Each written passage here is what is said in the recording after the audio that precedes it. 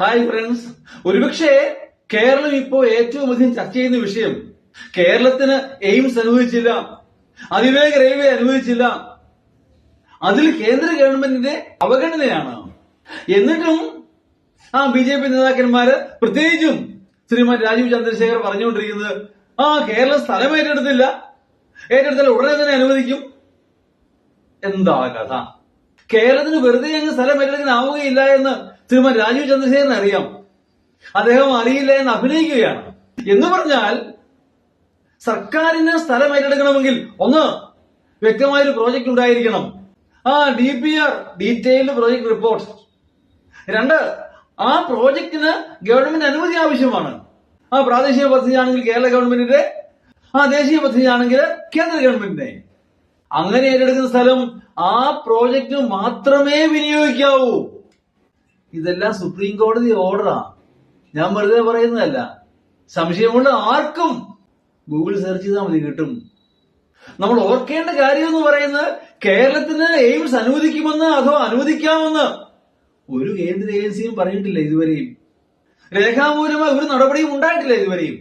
കേരളത്തിന്റെ ആഗ്രഹം കണ്ടും ആവശ്യം കണ്ടും നമ്മൾ ആവശ്യപ്പെടുന്നു എന്നുള്ളതേ ഉള്ളൂ.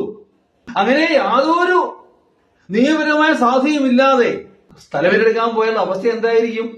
അനുഭവം നമ്മുടെ മുന്നിലുണ്ട്. സിൽവർ ലൈൻ അനുഭവം മുമ്പിൽ നിൽക്കുകയാണെന്ന് മറക്കരുത്. അതിന് പേര് സ്ഥലം എടുക്കാൻ പോയ റവന്യൂ ഉദ്യോഗസ്ഥർ അനുഭവം എന്തായിരുന്നു? പുഞ്ചയ്ക്ക് ഇപ്പോഴും ഇവിടെ നിൽക്കുക. അതിനുവേണ്ടി ചെലവഴിച്ചു 52 കോടി, അത് സ്വാഹ. അതേ അനുഭവം എയിംസിന്റെ കാര്യത്തിലോ അതിവേഗ റെയിൽവേ കാര്യത്തിലോ ഉണ്ടാവുകയില്ല. എന്താണ് ഉറപ്പ്? സംഭവിക്കാം.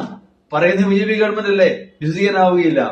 അടിസ്ഥാനപരമായ കാരണം ഇതാണ്: കേരളത്തിന് ഇത് മതി, കോരന് കുമ്പിളിൽ കഞ്ഞി, അത് തന്നെ കാര്യം. ഇവയൊന്നും അറിയാൻ പാടില്ലാത്ത ആളല്ല ശ്രീമൻ രാജീവ് ചന്ദ്രശേഖർ.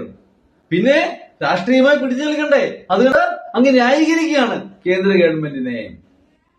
അതിനിടയിൽ കോമാളി വേഷം കെട്ടാൻ മുഖ്യമന്ത്രി സ്ഥാനാർത്ഥി ശ്രീ ശ്രീധരൻ, അദ്ദേഹത്തെ ആരാ ചുമതലപ്പെടുത്തിയത്?